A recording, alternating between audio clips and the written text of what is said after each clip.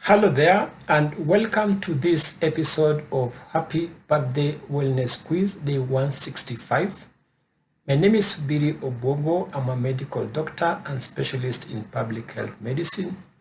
I'm also the host of this podcast.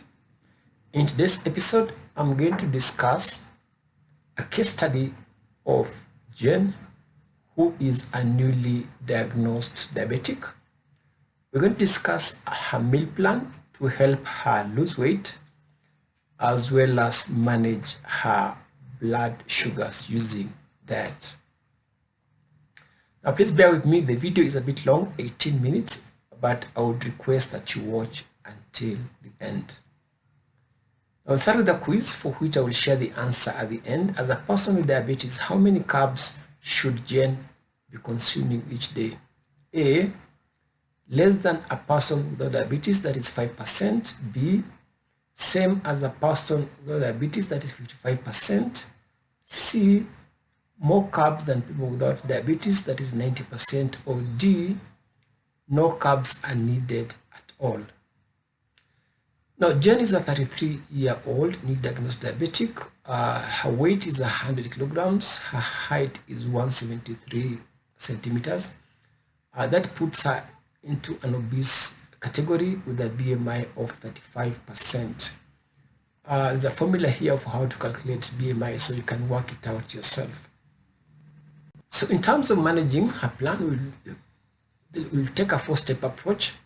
I think the first step, which is even the most important, is to determine how many calories she needs to consume per day. Remember, the number of calories she consumes will determine how she can control her blood sugar, but also her ability to lose weight. And losing weight will improve her glycemic control, blood pressure, cholesterol, among other things.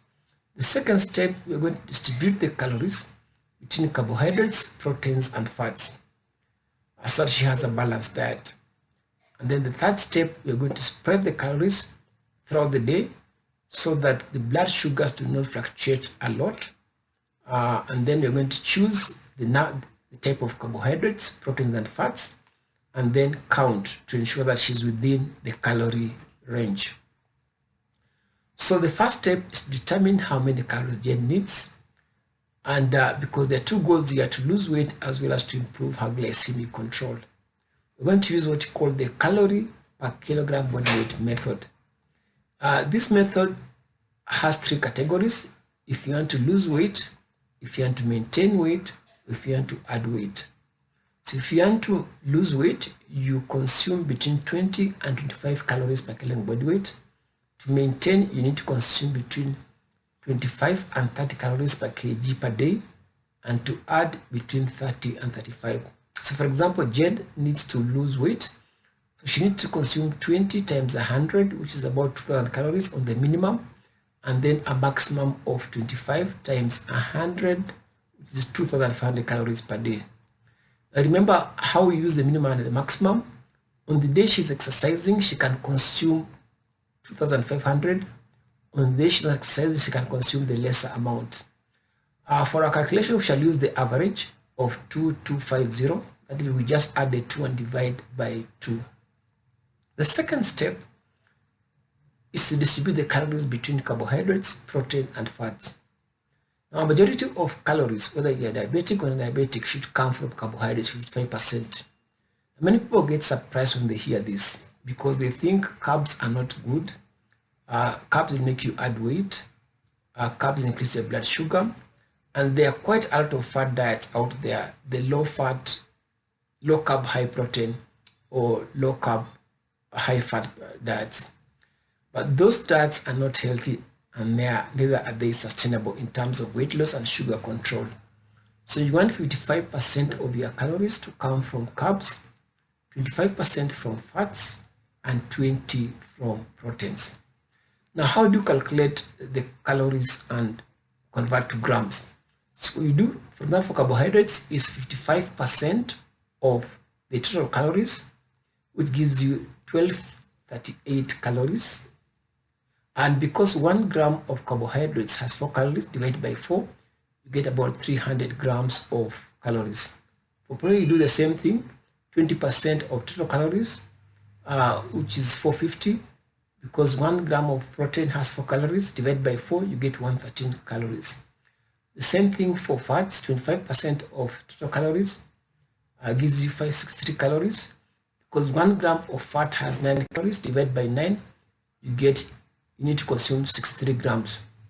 Now, it's important to use grammage, because in terms of food serving, we use grams. So for example, 1 slice of bread will give you 15 grams of carbohydrates. 1 cup of low-fat milk will give you 8 grams of protein, and a third a cup cooked rice will give you 15 grams of carbohydrates. Now these numbers, you can get them from an exchange list table, which I'll be discussing briefly. The third step then is to spread those calories throughout the day. Now the importance for that is to ensure that she doesn't consume too many carbs in one meal, which will raise the blood sugar drastically.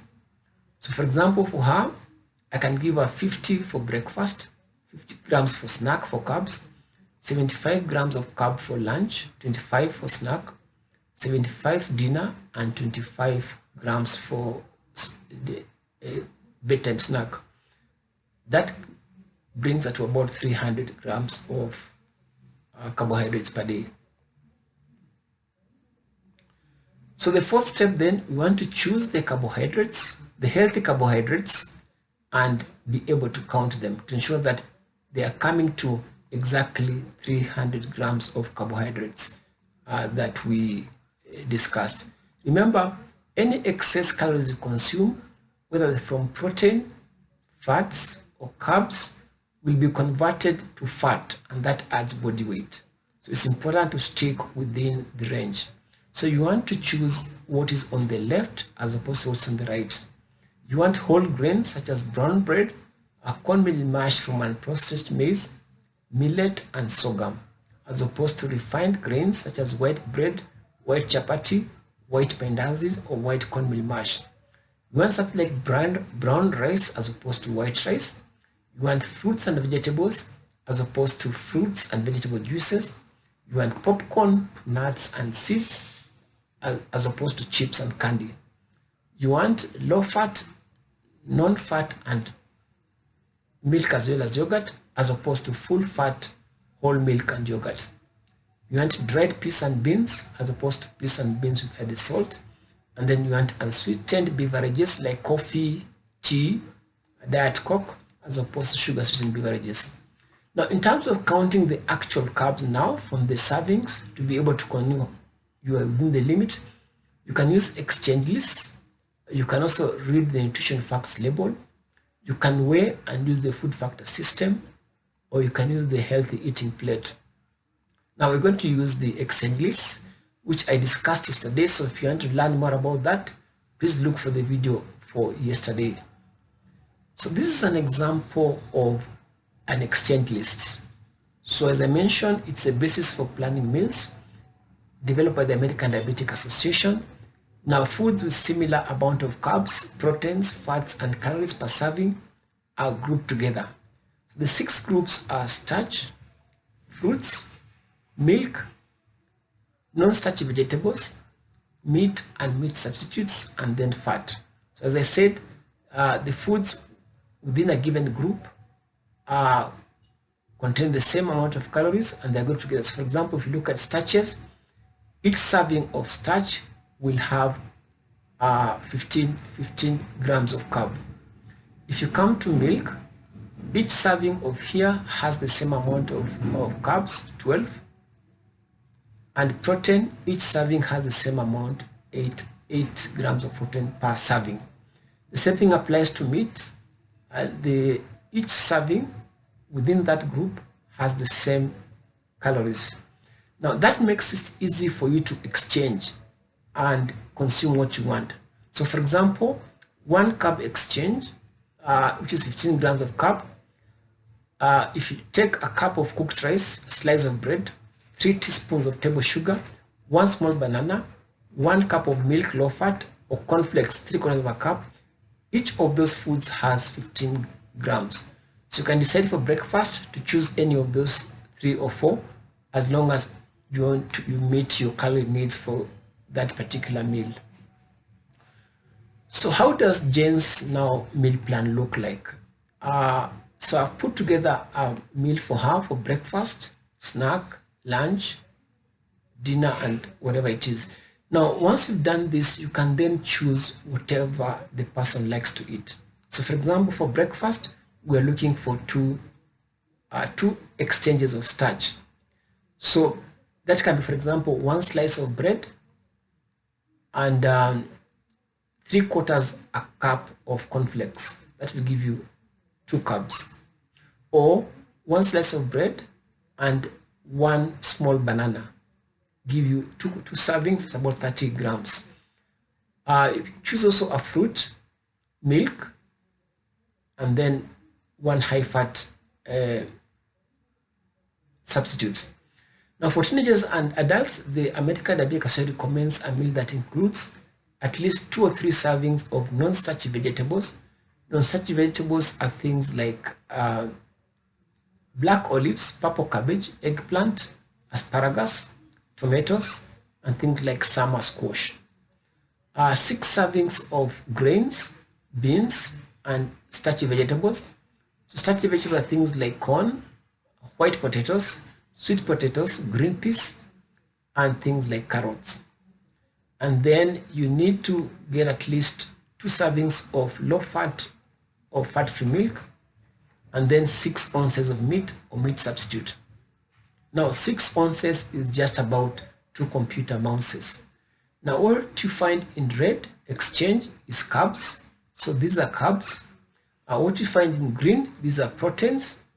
What you find in black, this is both protein and carb, because milk contains both protein and carbs. And then what you find in blue are basically the fats. Now, if you add up all this in terms of meals, Jen will be consuming about 2,000 calories, which is within the limit for her to lose weight and control her blood sugars. So here is just a quick example of an carbohydrate exchange list for a 1,200 meal plan. So if you look here, I need to consume 45 grams of carb for breakfast. I want them to come from starch, fruit, milk. I said each one is 15 grams, so 3 times 15 is 45. So this 1 small banana is giving me the fruit. 3/4 cup of cornflakes is giving me my starch. And then 1 cup of milk is giving me the milk. So you can basically look at the list and choose whatever you want to do, as long as it's within the limit. So here is a quiz. A person with diabetes, how many carbs to consume? The answer is 55%. A majority of your calories should come from carbs, irrespective of the diabetic. But remember, we're talking about the complex carbs. Remember, carbs have other nutrients such as fiber, antioxidants, phytochemicals, vitamins, and minerals. And if you don't get enough, you're missing out on those nutrients. This podcast is brought to you by Kike Afya. My name is Subiri Obogo. I'm a medical doctor and specialist in public health medicine.